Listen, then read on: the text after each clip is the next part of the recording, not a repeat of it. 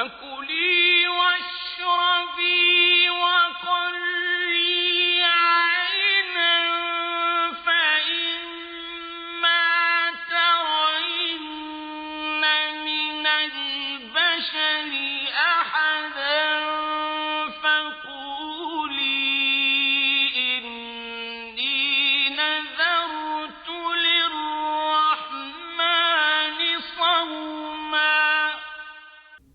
Hey everyone, Assalamu alaikum. I'm Yunus Mirza, and welcome to the Islamic Mary and a Common Word podcast. A Common Word podcast focuses on Islam and interreligious studies.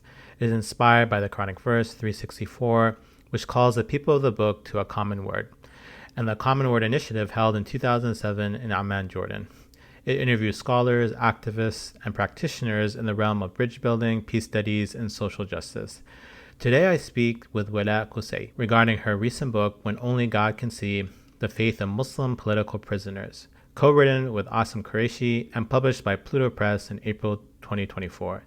It examines how the body and soul of Muslim prisoners become sites of religious contestation between themselves and the carceral regimes in the context of the global war on terror, drawing ethnographic accounts of released political prisoners, primarily detained in Egypt and Guantanamo Bay. This research shows the way spatial confinement and exercise of control over bodies and souls in prison can generate a shift in the spiritual lives of the prisoners, their subjectivities, and modes of resistance. I was always fascinated as a young boy with prisons. In high school, I read the autobiography of Malcolm X, and part of his transformation and conversion story happens in prison. As I got older and went to grad school, I became interested in the scholar Ibn Taymiyyah, and he famously went to prison 6 times and died in jail. And most recently, I've been writing on biblical and Quranic figures. And prison is prominent in the story of Joseph, or Yusuf, where he goes to prison, finds himself falsely accused, and then eventually becomes the master of the land and the head of the storehouses. Even prophetic figures like Maryam, Mary, and the Prophet Muhammad are initially in isolation before the moment of revelation occurs. Maryam goes to a trunk of a palm tree and is by herself, where Muhammad was in the cave of Hira and then heard the voices of Jibreel. Here is my interview with Walaa Quisay.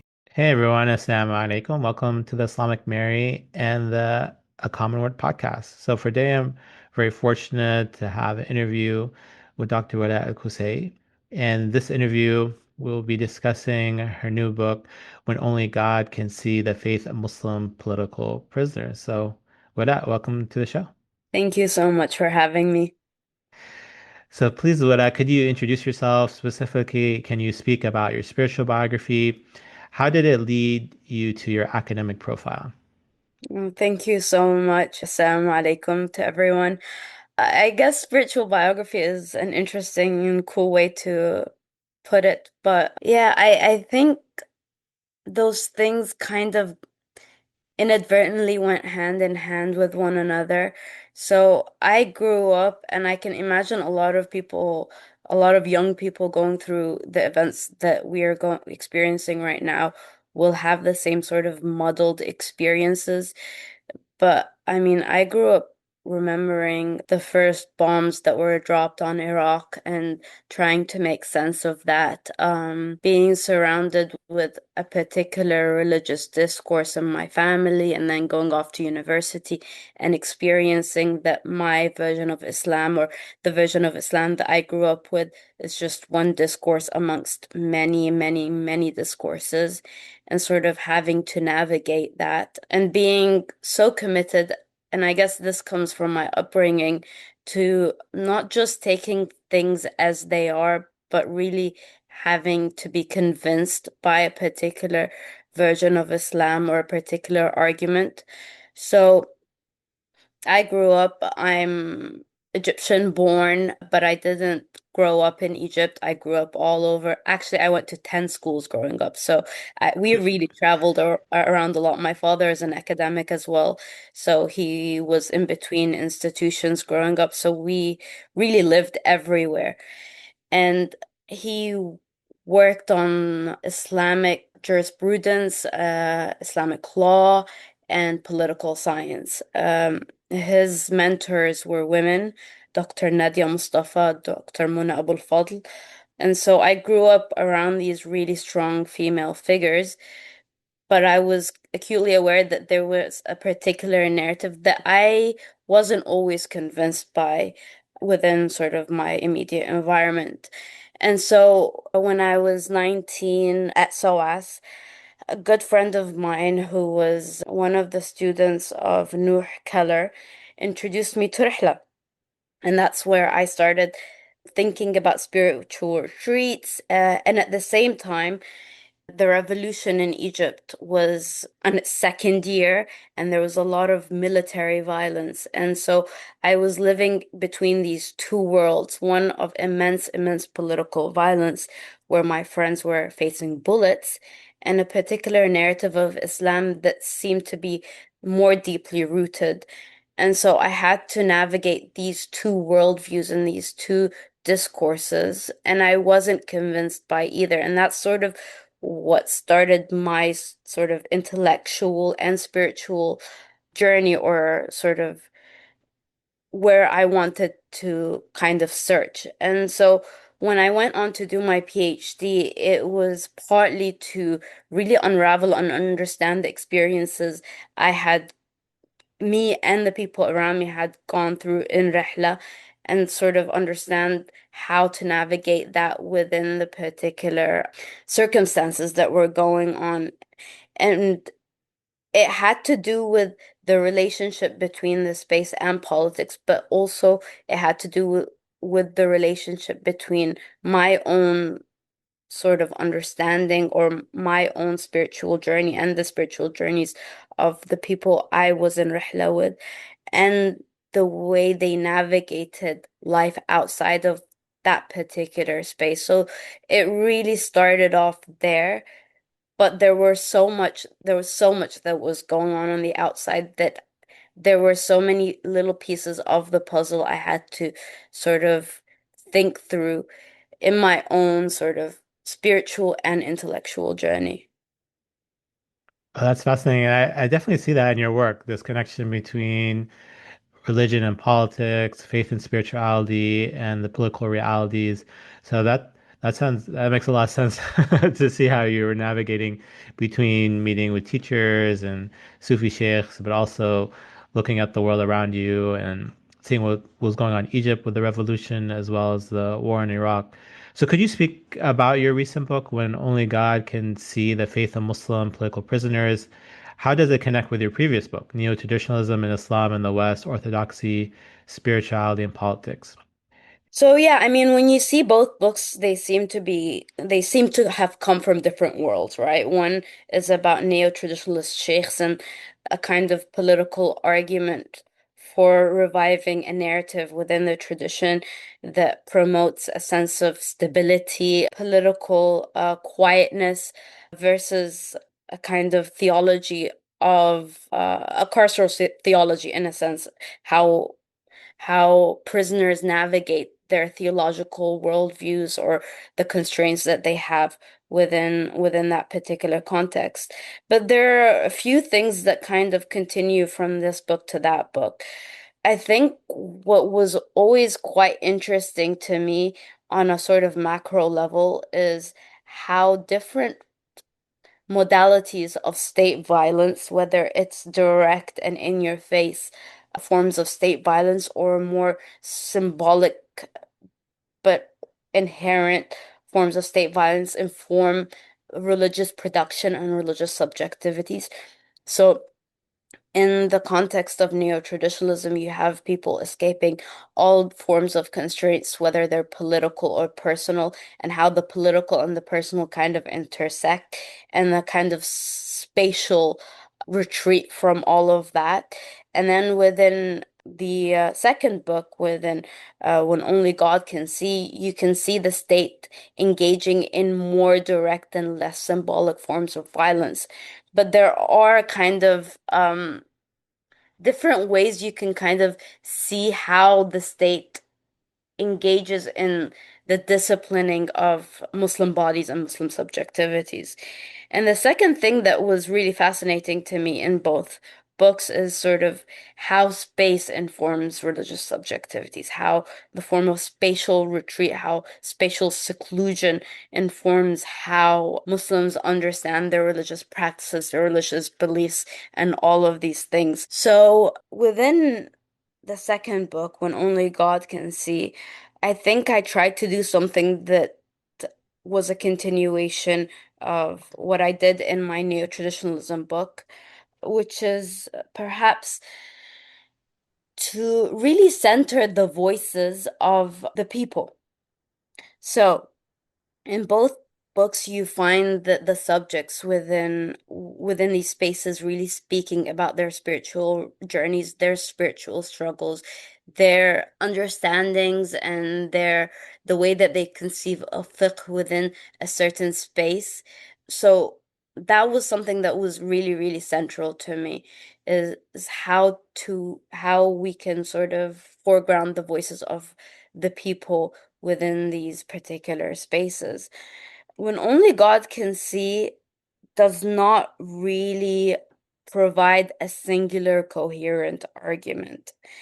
But what it does is that it shows that there's complexity within the carceral experience.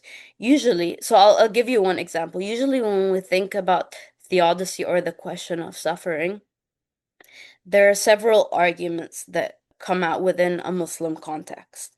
There's the argument that Islam doesn't really navigate or does not really have or deal with the questions of suffering in the same way that Christianity really has to grapple with these issues. Islam has a clear and cut understanding of redemption and God's action in a way that is perhaps not clear within Christian theology. That's something a lot of sheikhs usually, that's their response to the question of theodicy.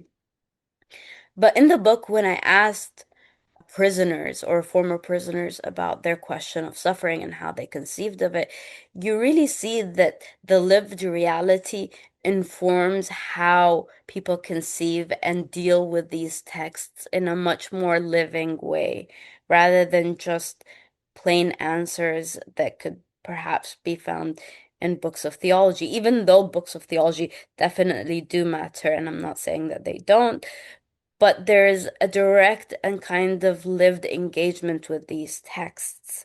And that's sort of what the book tries to do.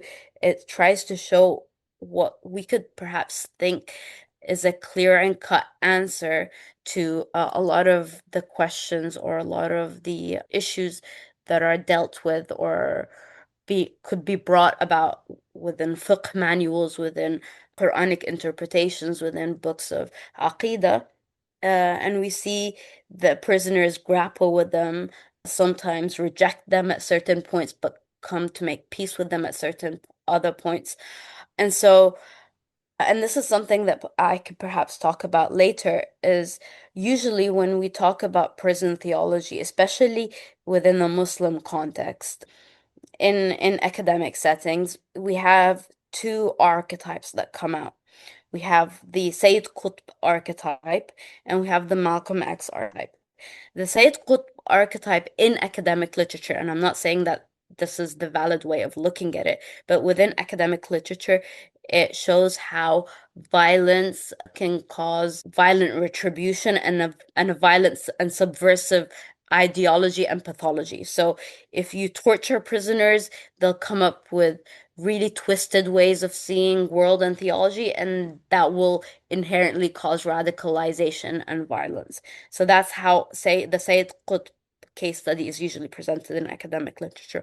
The Malcolm X archetype is seen in academic literature as a story of sort of finding oneself, a brief moment of radicalization through the Nation of Islam and a kind of redemptive Islam that really loves everybody and accepts everybody, but has a tinge of justice that still remains, right? Um, and even though you can kind of put pick apart these narratives and see which threads are truthful and which threads are sort of disciplined to fit within within a wider academic narrative on what is good Islam versus bad Islam, what is liberatory Islam, and what is oppressive Islam. What a look into carceral theology can really show us is that prison is such a productive space, and the state really tries to discipline Muslim and even non-Muslim subjectivities, but it doesn't create one or two archetypes. It a world is produced within this encounter. And so, like, I had written this article about liberation theology and the issues that perhaps carceral theology can ask Muslim liberation theologians. And one of the arguments posited by some Muslim liberation theologians is that we need to read liberation within the Quran in order to produce a liberationist text.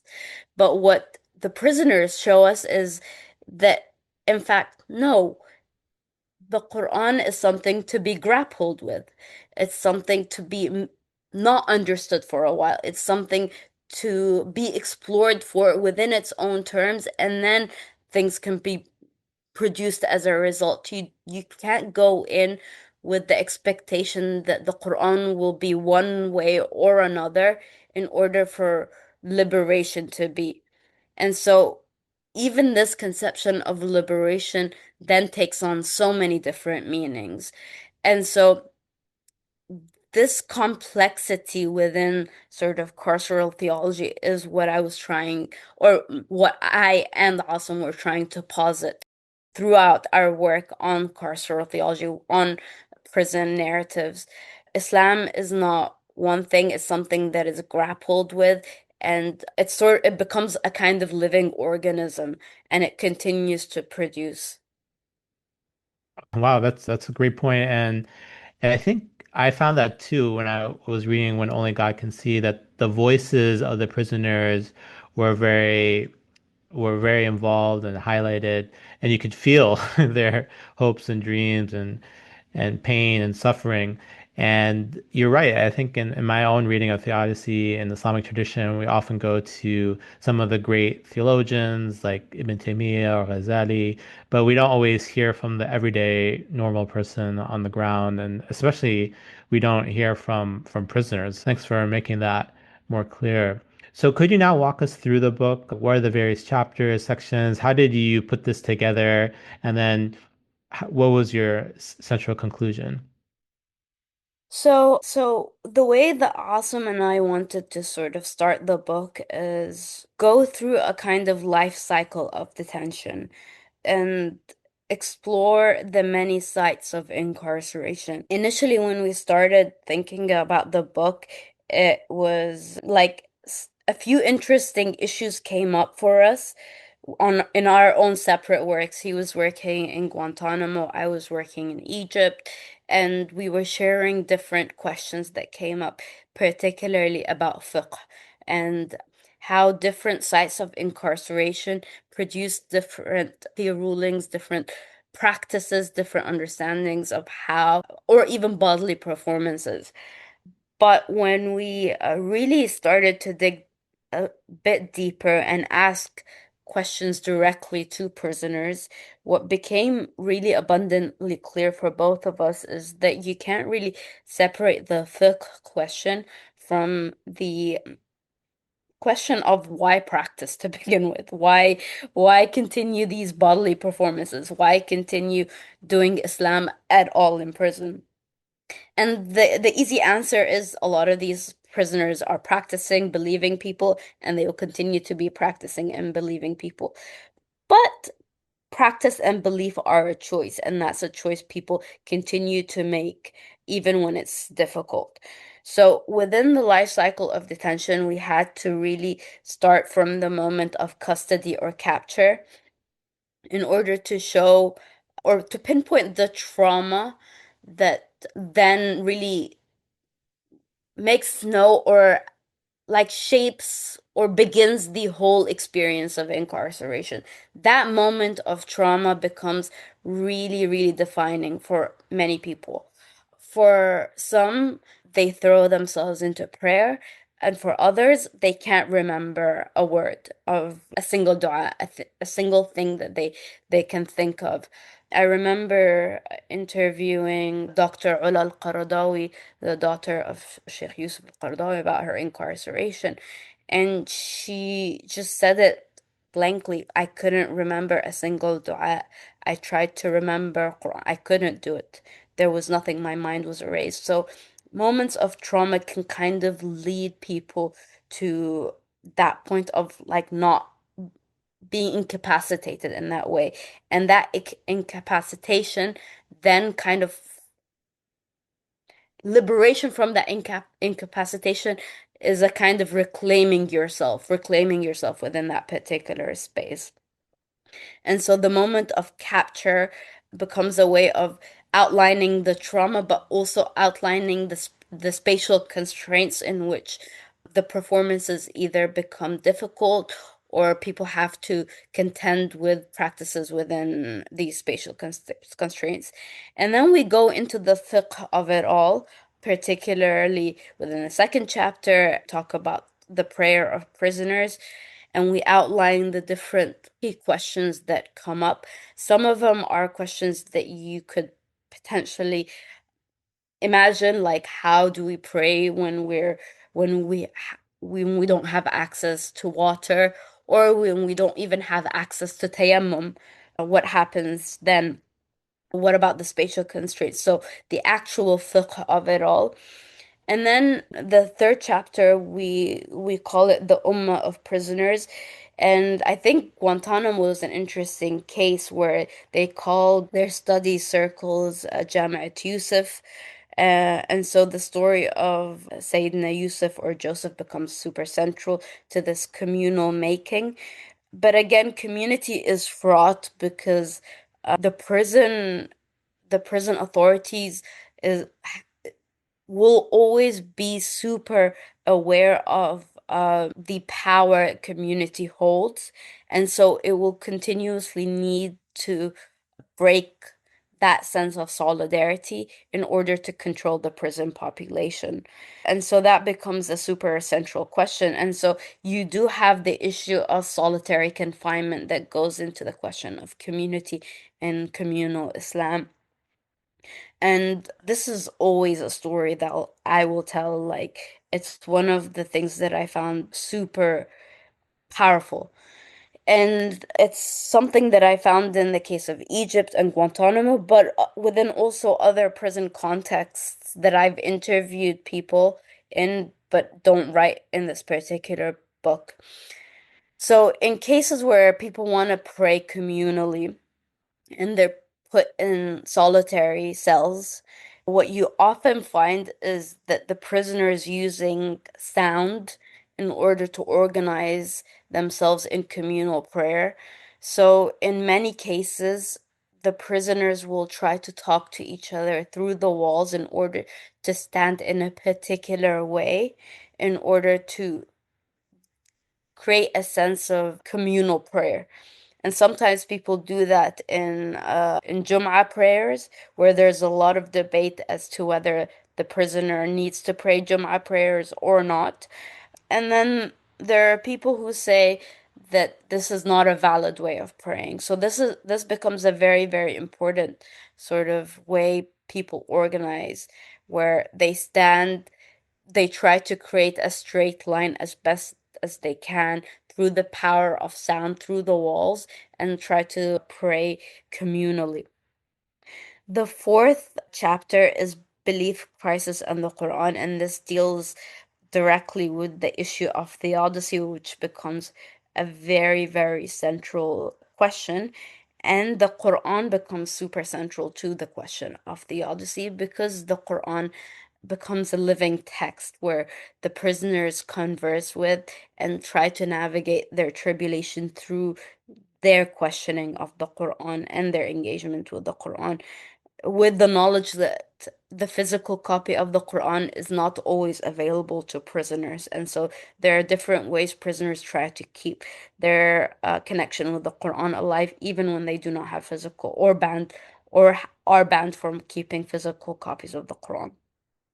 The fifth chapter, which is something that, again, Asim and I found to be very interesting, and we found a ton of commonalities between the Egyptian case and the Guantanamo case. But then when we talk to also other prisoners or former prisoners or children of prisoners from different places, this becomes a really like big theme within their incarceration narratives is the importance of ethereal beliefs, especially the importance of dreams within the prisons. And this is again where the story of Sayyidina Yusuf or Prophet Joseph becomes super central, where he was a dream interpreter in prison.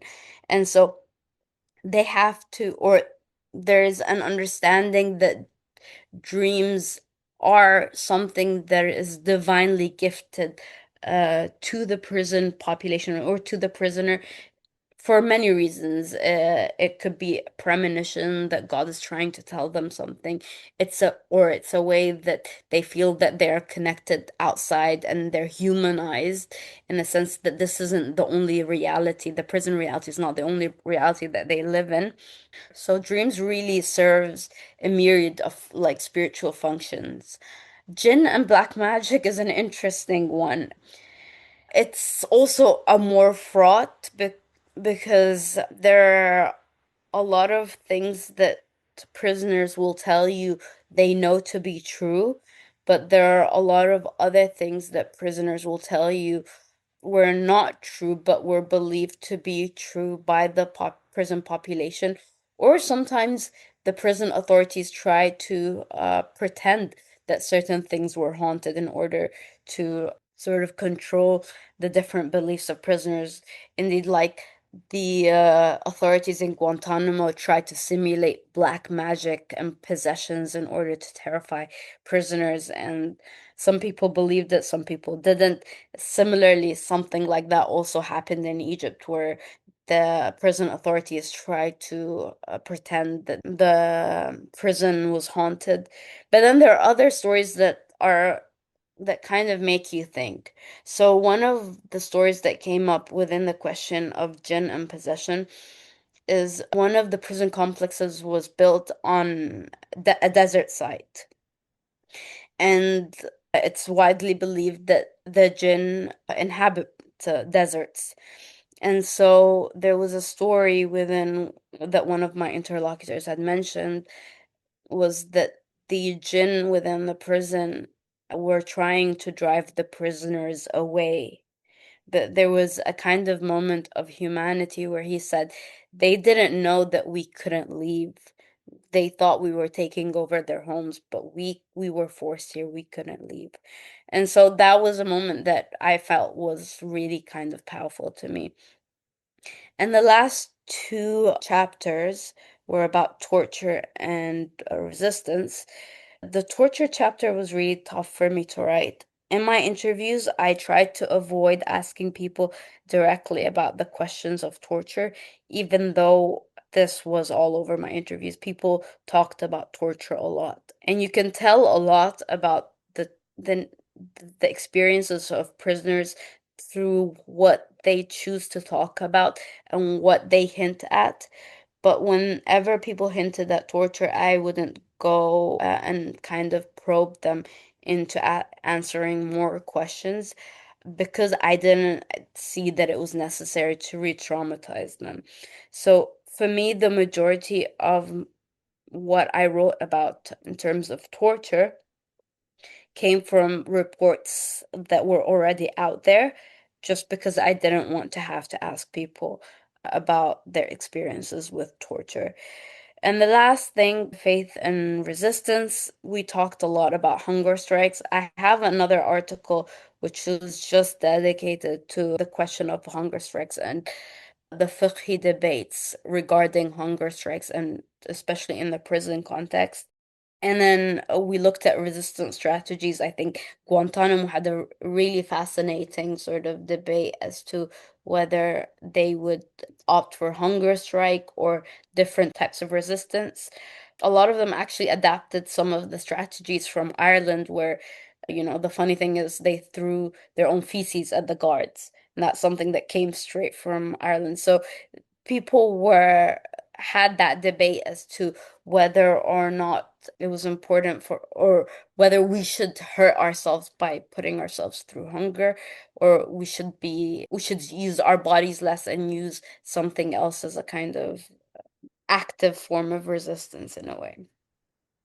Great. Yeah. And I found the book really comprehensive. And as you mentioned, everything from torture to resistance to mystical experiences, relationship with the Quran. And that was a funny point in the book about the feces and how some became very skilled actually of Yeah. shooting at the guards.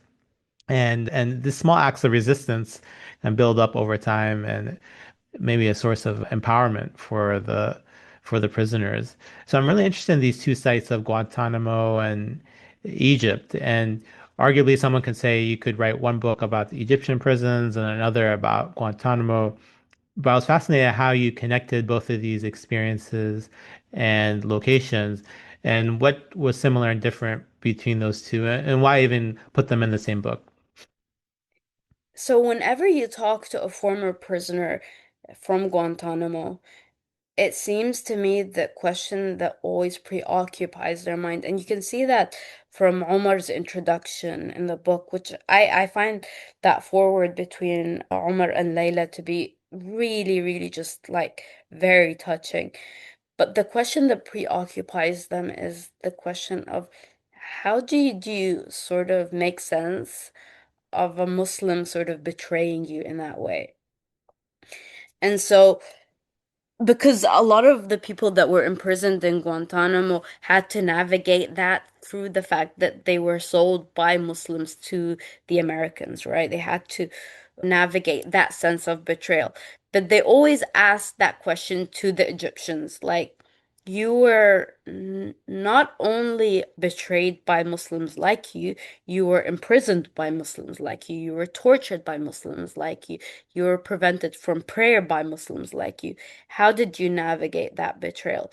And so I think the interesting question for Asim and I was, well, how do we make sense of a Muslim majority population being imprisoned by a Muslim prison authority versus someone who was non-Muslim and navigating this like kind of religious question? And in a way, it seemed to the Egyptians less of a relevant question. It didn't seem that they had this sense of betrayal by people who were their co-religionists in a way, because they knew that this is what the Egyptian state did. They were used to this particular narrative of state violence being directed against them.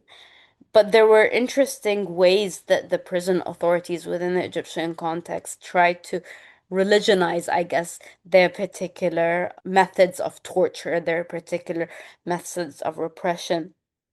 One super, super interesting story that came out of my interviews. Actually, whenever I say something is interesting, it's heartbreaking. It's not interesting in a sense of like intrigue or fascination. It's actually awful. But one of the men who were imprisoned had said that he was imprisoned alongside the Palestinian. And the Palestinian was imprisoned under the suspicion that he was a member of Hamas, and he was sentenced to 5 years. And so the guard had taken hold of the guy's phone, all of his belongings, and he opened the Palestinian guy's phone and he found, pictures of the guy in nightclubs, partying, drinking, etc., etc. And he said to the Palestinian guy, well, I know now that you're not a member of Hamas, but I'm going to keep you in prison for the rest of your sentence because you need to repent to God. and this is my way of helping you reach repentance. So the state acts in a sense of like paternalistic, and it uses a religious narrative to justify something that it was doing. And this is something that goes back all the way to Nasser, by the way. This isn't something new. Like when you read old prison narratives, there is this consistent kind of story of torturers taking a break to go pray and then come back to continue torturing people. In fact, I remember hearing a story by a Coptic Christian guy who was in prison in Egypt, and they would say that they would stop the torture at the time of the adhan to show him, we actually respect the call for prayer. And how do you make sense of you being very, very violent and very, very doing something so horrific and having this sense of, oh, I respect my religion. In the same way that Layla was talking about how, they would tell her, oh, you can't pray in front of us. You're a woman. It's haram to bend in that way in front of men.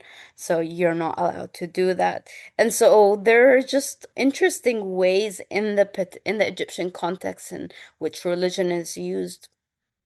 In the Guantanamo context, the narrative of betrayal is very, very strong against sort of the Pakistani authorities that sold a lot of the people that ended up in Guantanamo. And there was a big financial incentive to give up people to the Americans. And we don't go into questions of innocence or guilt in the book, but a lot of people are genuinely did not have to do with the war. They were taken on mistaken identity and were tortured in order to admit certain things. But the Americans used something, and it's really fascinating when we think about sort of our Middle East departments and our Arabic study programs, but they use this thing called cultural experts. These cultural experts, usually, but not always, are people who interpreted Arabic, and they marketed their expertise as, we are insiders, we know how these people think, and so we can tell you which ways to hurt them more. And after 9/11, sort of like profile of being a cultural expert on Islam, on Muslims, became such a big thing. The American government was trying to foster, and it became an important sort of national security effort. But these guys were involved in telling interrogators how best to break a person. And so Awesome writes one of the most horrific things that I can recall from the Guantanamo context, where one of the cultural experts told a female guard, if you pretend to smear menstrual blood on the guy while you were sort of interrogating him, he will feel that he was impure, and that's one way to break them. And so it becomes such a sinister job where Islam is fetishized in a way where these people are so peculiar and particular in their cultural traditions that they're unlike us. And so these are particular ways to break them. Another instance in Guantanamo where they use like pornographic images in order to shock the sensibilities of people. And so when you have like prisoners who like had never seen these images, it was a real shock. People from who were in prison from Afghanistan, for example, it was a real shock to their sensibilities. But other folks that were imprisoned from the UK say they were desensitized to these images. So this is not like, even if they were pious individuals, these are people who are not locked away from society. So you have this understanding of this Muslim as this peculiar, pious, mystical individual that you can violate in this particular way, when actually this is a person who grew up and lived in your society. They're not peculiar in any sense at all. And so the use of these cultural experts became part and parcel of the way that the Guantanamo authorities tried to govern or tried to discipline the prisoners. But if you can think about the sort of beginning of Muslim intellectual production after 9/11, You would have like people who were experts in Jahili poetry becoming sort of experts on Islamic radicalization and stuff. And so there's this particular Orientalist narrative that these Muslims are peculiar and if you know one thing about them, you know everything about them, right? And so that in that way, Islam or the understanding of Islam became used in order to violate and exceptionalize these individuals. Oh, that makes sense, especially the point about the Muslim majority context versus where Muslims are minority. And reading the work, I did feel that sense of betrayal. That was part of almost the pain and the suffering of those Muslims in Egypt, that they felt these people, these guards are reading the same Quran, they're doing the same prayers, but then at the same time they are violating central tenets of the religion. And then yeah, the almost Islamophobic and racist attitudes that some of the American guards had towards those in Guantanamo, and then feeling the prisoners feeling disrespected and also slighted in so many different ways. So that's helpful to have that comparison. So as you know, part of my interest is in biblical and Quranic figures, and this podcast deals with Islam and interreligious relations. And I was really fascinated to see how the stories of the Quran and the Bible fit in with the prisoner's faith journey. So, for instance, the use of Joseph, Yusuf, you already mentioned, his story emerges many times, and as a dream interpreter, also as someone who was in prison, Mary, Maryam, as well, in terms of her pain and going to the trunk of the palm tree and wishing she had died and was long forgotten. So, could you expand on how these stories intersect with the prisoner's faith journeys? Yeah. So the story of Joseph becomes central to every prison narrative. And again, you find this not just within the Egypt and Guantanamo case, but almost every sort of Muslim prison narrative you're going to read, there's going to be some sort of allusion to the story of Sayyidina Yusuf. And for more obvious reasons, he was imprisoned like those in prison. But there are so many different stories that d depending on who you are, you kind of gauge from his incarceration story. So for many, it's that story of redemption in the end. You know, he comes out and he rules the earth. For others, there are so many different like minor plot points that touch people in a very significant way. There's his relationship with his father, the fact that the father lost his eyesight, weeping over his son, and they were both prophets. And sort of like, you know, it gives people solace that a prophet could go through what they are going through. I think with Egyptians, it hits even harder because it creates a sense that Egypt is a primordial prison, you know. Prophet Joseph was imprisoned here. We are imprisoned here. So the prison story never ends. It's a sort of ongoing prison from the time of Joseph to today. And so it for some people it takes on a pessimistic kind of like, but it creates a kind of solace as well, like that Prophet Joseph is a kind of comrade in prison. But with the story of Maryam, I think it was, I mean, when I interviewed the former prisoner who talked about say the Maryam, it was, I hadn't made those links, and so I was really touched when I was reading that as well. And it shows you the living way people navigate the question of theodicy. So what he was saying, and it was a very like long and touching story. At some point, he felt that he had lost complete hope, that there was nothing. He was going to be in prison forever.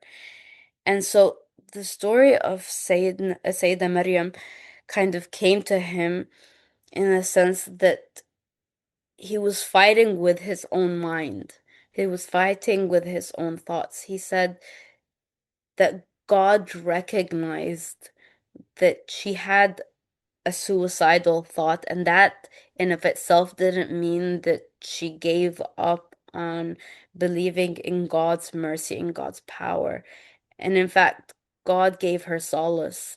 So he basically said that if I had said that I wished I was dead before this day, just as Mary said in the or the Quran said Mary said, people would have said, you have lost faith in God, you're outside of the fold of Islam. This is you're uttering words of kufr. He said God's response was much more forgiving, much he gave her solace. He said, you know, take the dates from the tree. Here is some solace for you.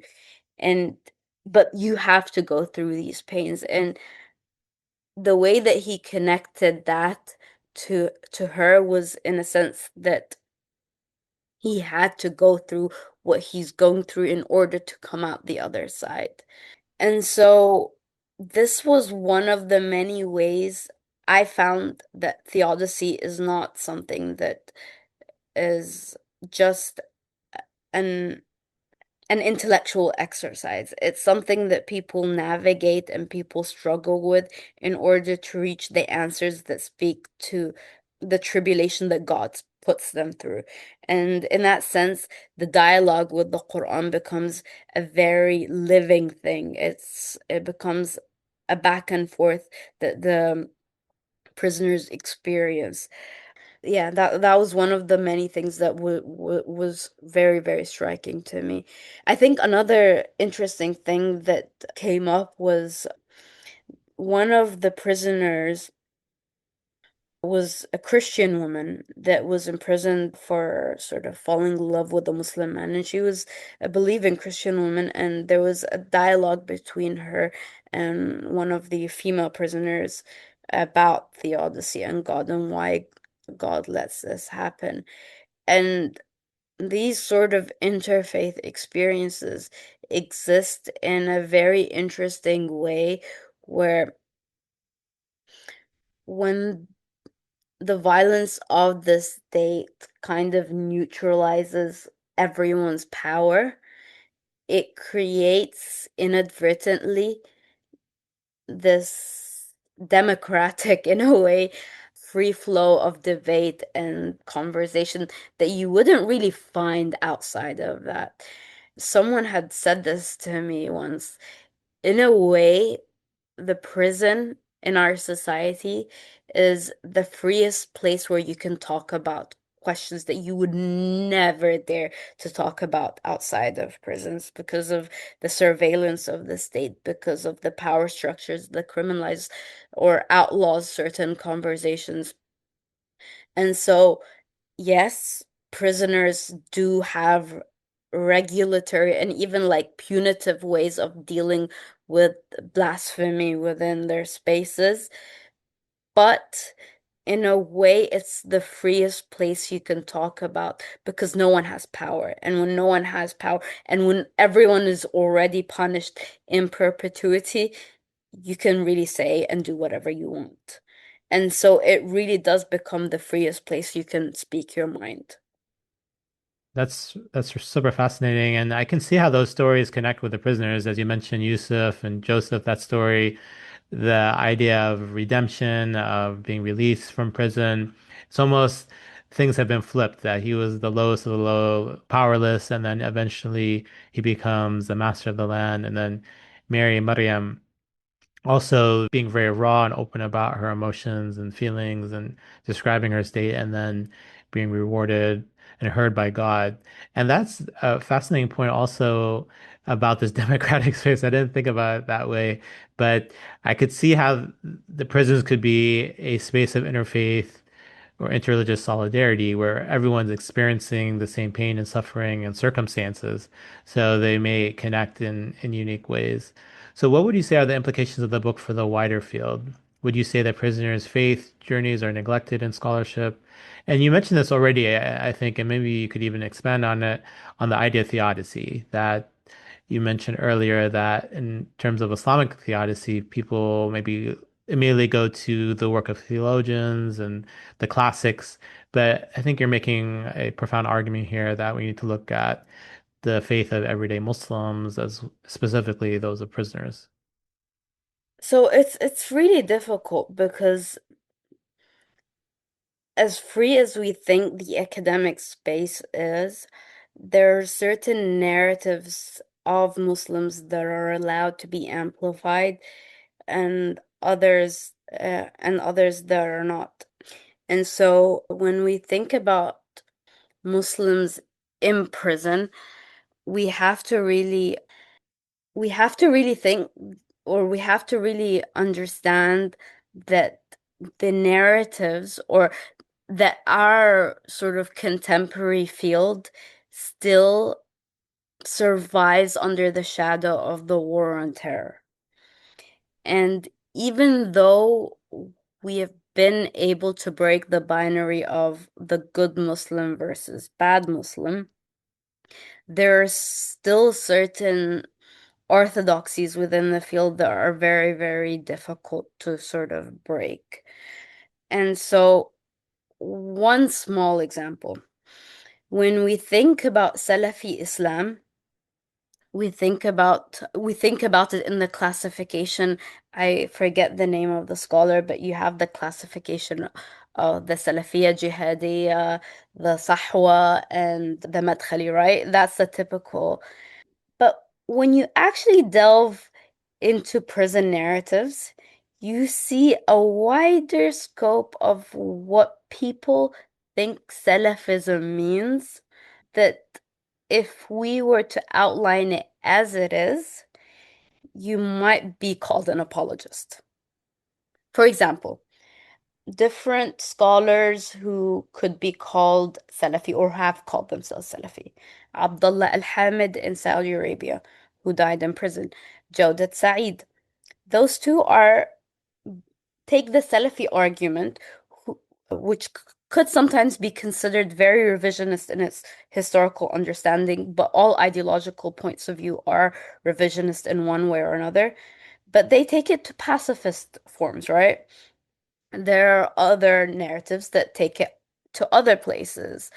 And so, because the shadow of the war on terror casts Muslim thought as kind of binary or in very rigid categories, categories that we can discipline, understand, and sort of reduce the harm of some, mitigate others, amplify certain voices that we think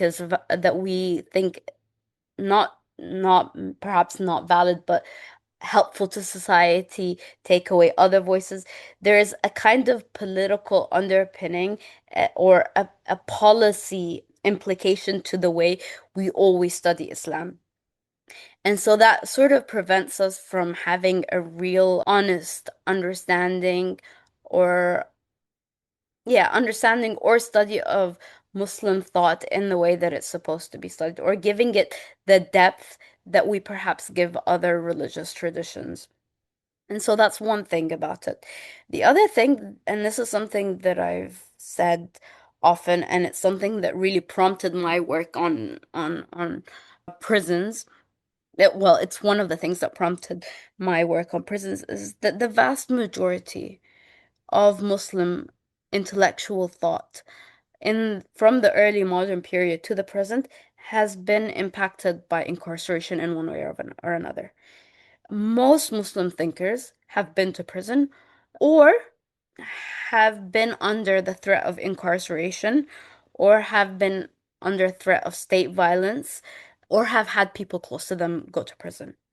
So prison touches Islamic thought in such intimate and deep ways, but we always pathologize incarceration because we have this inherent way that we try to discipline Muslim thought into sort of valuable, invaluable, violent, threatening, or domesticated and moderate. And so that prevents us from doing actual scholarship that shows the complexity of Islamic thinking. And to show the complexity of Islamic thinking, we have to account for state violence in its most naked forms. And th even though sometimes we are able to do that, we are able to do that with limits. And so that those are some of the things that sort of prompted me to start working on this. But I'm very, very aware that there's so much work that needs to be done. And I mean, some of it I hope to continue to do. I hope other people continue to work on Muslim carceral theology or incarceration, or just study the impact of incarceration on the Muslim scholarship that they write about. I mean, it's pretty insane that you can be a sort of expert on X or Y Muslim thinker and just mention the fact that they were incarcerated 3 or 4 times and not really delve into how that has impacted this person's thinking. So yeah, these are things that were really central or were at the heart of why I think it was really important to do the work that I started to do. That last point definitely resonates with me that I think in the contemporary times, we often view Muslims being in prison as they are the bad Muslim or the terrorists. But historically, as you know, there were many Muslims in prison. I work on Ibn Taymiyyah, and he was Yeah. in prison 6 times. And he wrote some of his great works in prison. So as you mentioned, sometimes people just say, "Oh, he was in prison 6 times," and then as a footnote almost, and then move on to his thought. So yeah, his prison experience definitely is connected to his scholarship and worldview. So wonderful. So we're at the end of our podcast. I wanted to ask, is there anything else you'd like to share? Anything specifically you're working on now that's building on these two works that you already discussed? Yeah, I mean, I'm hoping to work with Maidan further on sort of mapping out different, like the relationship between incarceration and Muslim thought in different places. I think there are so many interesting sort of case studies that need to be amplified and thought about in a more sort of sober way. And in a way, this is sort of like the unwritten story of our contemporary intellectuals, like Muslim scholarship. You know, even if so and so thinker did not go to prison, they used other thinkers that definitely went to prison. So the idea of like incarceration or thought that was impacted by incarceration really seeping into our our sort of intellectual milieus is something that is very, very present, and there needs to be a way that we think about how state violence and carcerality shapes what we think we know today, because it really does. Like, I remember I'd interviewed Sheikh Dadu about the hunger strike article that I wrote, and I hadn't even known this, but he just mentioned, "Oh, I'm telling you this because I was imprisoned for 2 years in Mauritania, and this was my experience about prisons." And so, if I were to take his fatwa about other things or his opinions about other things without really having known this particular fact, I wouldn't have been necessarily like aware that, oh, this was a very important point in his life where he was incarcerated, and that gave him insights in the way that the state enacts violence against people. This really shapes his understanding of dhulm and justice. And this is true for many people. And by the way, this isn't just for like people who were against the state. So like when you think about the Albani, for example, right? Albani was imprisoned in Syria, right? And he's famously very quietist, famously very much against revolution, but he was imprisoned in one of the most violent states. How do we understand?